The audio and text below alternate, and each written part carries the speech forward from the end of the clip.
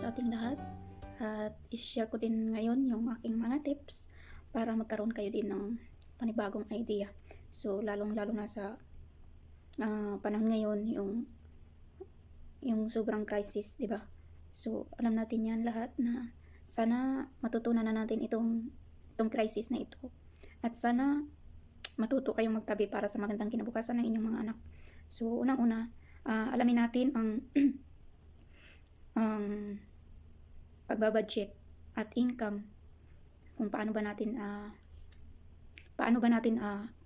tamang budget, tamang gastos. So alamin ang buong halaga ng income, kasama dito ang hawak ng ngayong matatanggap na sahod natin. So every month masahod tayo, di ba? So dapat alamin natin kung saan ba natin ito gagastusin, yung tamang budget. So kailangan natin na alamin yan. So number 2, mula sa kabuuang income, hatiin ito sa 4 na bahagi. So 4 na bahagi natin hatiin ang ating sweldo. So halimbawa, sumasahod tayo ng monthly 20,000. So una, para sa pagkain. Pangalawa, para sa personal na necessaries mo sa bahay. At pangatlo, para sa savings. So yan, kailangan nakabudget ka talaga para meron kang may isasantabi para sa iyong magandang kinabukasan, hindi lang sa iyo at para sa iyong buong pamilya. So number 3, gumawa ng budget good for a minimum ng 2 linggong gastusin. So yun, kailangan nating budgetin talaga sa loob ng 2 linggo yung ating sweldo. Kasi halimbawa sumasahod tayo ng 20,000 every month and then 15-30 yun ang yung sweldo mo. So dapat naka-budget ka talaga. Kasi kung hindi ka magbabudget, gumastos ka ng sobra. So doon, pag gumastos ka ng sobra for the next month, gagawa ka ng paraan o utang or ano pa ba dyan. So yun, for the next month, magiging negative na yung iyong sweldo, diba? So yun, kailangan nating alamin yan, guys. So apat, ilaan ang majority ng budget para sa pagkain at savings. Mahalaga ang pagkain para may sapat na lakas ng katawan, habang ang savings naman ay para madudukot sa panahon ng pangangailangan, guys. O, diba? Panglima, gamitin ang usual na estimated monthly expenses para sa gastusing bahay like LPG, pambayad ng tubig, ilaw, at pangluto at iba pa dyan. So, kailangan, as I said before, na kailangan magtipid tayo at ilista ang lahat nating mga expenses para makikita mo dyan ang iyong mga expenses at hindi ka magiging negative for the next month na iyong sweldo, guys. Diba? Kasi kung ikaw ay nakabudget, kung magkano lang yung sinasahod mo sa isang buwan or kinsinas katapusan, kailangan nakabudget ka talaga para hindi ka magiging negative. Yun ang magandang idea para naman din sa inyo ito at hindi din para sa akin, sa mga walang kaalaman dyan. I hope na meron kayong mapupulot sa akin.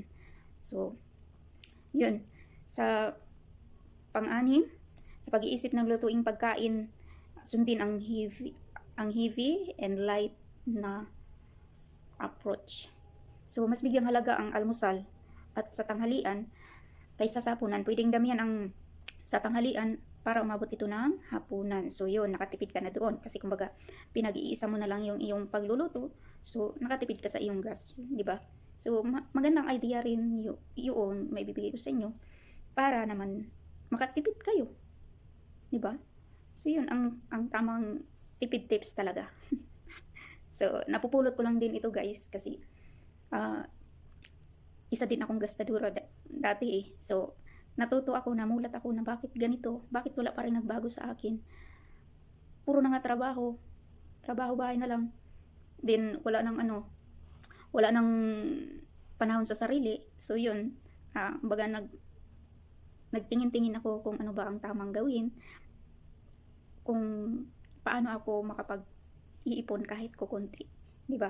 Is kahit paano, meron kang may ipon. Every month mo yung naiipon. So, kung ikaw ay sa loob ng ilang taon kang mag-iipon, so meron kang madudukot pagdating ng kagipitan. Diba? So, yan. Then, ipagsalit-salit ang paghanda ng easy to cook. Kasi, ang pagsasalit-salit mo sa pagluluto mo, makakatipid ka doon, diba? Makakatipid ka na ng sa pagkain sa prepare ng iyong mga pagkain, di ba?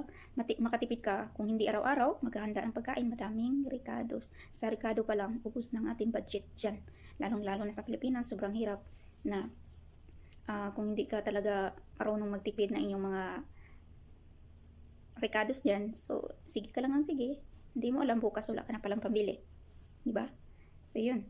So pangulo, magtabi ng mga snack tulad ng biskwit, cookies, tinapay, and prutas, saging, kasi makakamura ka dyan sa mga merienda.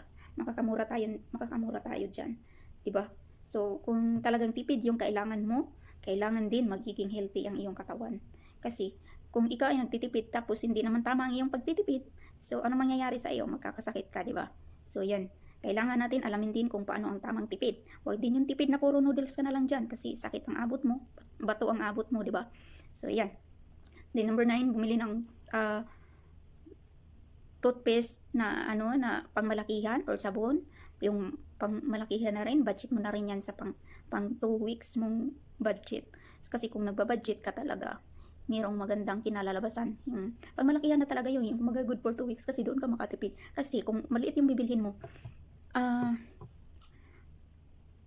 ngayon, bibili ka. For the next 3 days, 4 days, bibili ka naman ulit. So, paano ka makakatipid kapag ganun? So, mas mabuting direct ka sa malaki kasi makakatipid ka doon, guys. Diba? Kasi, kung tipid talaga ang iisipin natin, kumbaga, doon na tayo. Kasi sa maliit, syempre, kung sa maliit ka, kung iipunin mo yan halimbawa, bibili ka ng 4, pag sa maliit ka. So, mas more yung gastos mo dito sa maliit kaysa doon sa malaki. So, doon ka na sa malaki para ikaw ay makatipid, di ba? Yun. I hope na meron kayong matutunan, guys. At tipid tips talaga. Lalong-lalo na sa mga single mom dyan na nag-iisang namumuhay. So, kailangan matutunan talaga para sa magandang kinabukasan ng ating mga anak. Hindi lang sa ating mga anak at sa buong pamilya, di ba? So, number 10, huwag galawin ang savings or loan. Yung loan, halimbawa na yung loan naman, yung savings mo, halimbawa, kung yung loan mo, naglo-loan ka dyan. So, yung loan mo, bayaran mo na yan para ikaw ay makaraos. Kasi nagbabayad ka rin dyan ng interest. Diba? So, kailangan kapag savings ka or ipon, huwag mong galawin. So, para naman, pagdating ng panahon, meron kang madudukot, diba? Kasi once na ginalaw mo yung ipon mo, kumbaga useless lang din yung pag-iipon mo. Nagtipid ka ngayon, isunod na araw, so overgastos ka naman, so wala ding mangyayari sa iyo. Diba? Tsaka, kailangan talaga, tingnan mo ang magandang kinabukasan, magandang pag-iipon. Kung isa sa puso mo ang iyong pag-iipon, mayroon kang magandang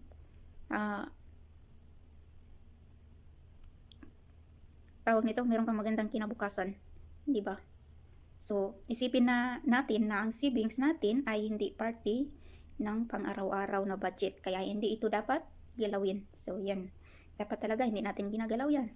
Kasi, iba yung budget, iba yung savings. Kaya, as I said, na maglista kayo ng inyong gastusin sa pang-araw-araw para malaman ninyo doon ang sakto lang na gagastusin nyo sa pang-araw-araw. So, yung halimbawa, gagastos kayo ng 200 everyday. Kailangan huwag ka talagang lumampas doon kahit piso. Kung 200 everyday ang gastos nyo, yun lang talaga. Kung ano yung nakalista mo doon, kailangan sundin mo yun para hindi ka mag-overgastos. Diba? Kung ikaw ay nagtitipid or mag-iipon, so ito ang magandang tips mo para sa iyong magandang kinabukasan. So, lista ng ating gastos, ilista. Diba? So, yun guys. At, lalong-lalo na sa mga online shopping, kailangan iwasan natin yan. Yung online delivery food, kailangan iwasan muna natin kung tayo ay nag-iipon. Kasi dyan maubos ang ating pera. Paano ka makapag-ipon kung ganyan din naman ang ugali mo na ikaw ay isang gastadora? So, wala ring mangyayari, di ba? So, yun. Tandaan natin na mas kailangan maging masinop sa panahon ng crisis. Kunting sakripisyo lang. Then, kailangan hanggang bumuti ang ating mga kalagayan. So, I hope na matapos na itong crisis sa buong mundo. At sana matuto naman tayo para sa ating magandang kinabukasan, di ba? So, yun guys. I hope na meron kayong matutunan sa akin sa mga tipid tips. Gusto ko rin talaga na makatulong sa inyo about sa pagtitipid, tamang gastos, na hindi naman tayo nagugutom talaga. Isa puso talaga natin na wag tayo gumastos ng sobra. At yun naman ay magandang kalalabasan kung ikaw ay nasa tamang pag-iipon, tamang pagtitipid para sa ating magandang kinabukasan. Kasi kahit pag-aano kalaki yung sweldo mo, kung hindi ka naman marunong magtipid, so wala rin talagang mangyayari sa iyo. Yung cycle ng buhay mo is paulit-ulit na lang. Kasi mali ang iyong pamamaraan. So, marami din nagtatanong sa akin, ano ba talaga yung tamang pag-iipon? Kasi kahit na mas malaki pa yung sweldo nila sa akin, pero bakit ako nakakaipon? So, marami daw ba ang mga racket-racket kung bakit ako nakakaipon? Kasi kung tutuusin daw, mas malaki ang sweldo nila kaysa sa akin, pero bakit ganon wala pa rin silang ipon? So, sabi ko, kasi kung hindi mo natutunan ng isang bagay, mahirap mo gawin, di ba? So, kailangan pag-aralan mo din talaga at ilagay mo sa iyong isipan na ito ay magandang pamamaraan para sa aking magandang kinabukasan para sa aking pamilya. So, sabi ko sa kanila na ang tamang pag-iipon, tamang pagbabudget, dapat nasa tama din. Maling pag-iipon, maling pagbabudget, so, dyan ka malulugmok. Kasi, ngayon okay ka ngayon. Mapera ka ngayon. So, for the next day, kung mali ang iyong pamamaraan, gumastos ka ng sobra, so, ikaw ay magiging negative na. For the next day, negative na yung iyong kita, negative na yung budget, so, ikaw ay mangungutang na naman. So, ayan. Diyan ka na magsisimula. Uutang ka ng uutang, so, susunod na kinsinas, yung sweldo mo, pambayad na lang. So, dyan ka magkaka-negative kasi umutang ka na, inutang mo na yung sweldo mo for the next month. So, kailangan talaga, alamin natin. Huwag naman tayo yung ipon na ikaw ay nag-iipon ka nga pero nagkakasakit ka kasi mali yung iyong paraan. So, kailangan magiging healthy din ang ating mga kinakain kung tayo ay nagtitipid. So, yung tipid na healthy naman ang ating mga kinakain, so tayo ay magiging wealthy. So, di ba? Hindi rin naman talaga madali na ang pag-iipon, pero kailangan nakadisiplina talaga yung ating sarili. Disiplinahin ang ating sarili para naman sa ating mga kinabukasan iyan. So, kung ikaw ay nakadisiplina sa iyong sarili, walang mawawala sa'yo. Kumbaga, magkakaroon ka pa ng maraming idea, maraming magandang matutunan. So, I hope na meron kayong matutunan sa akin guys. Yun ang aking mga tipid tips, sa aking mga karanasan.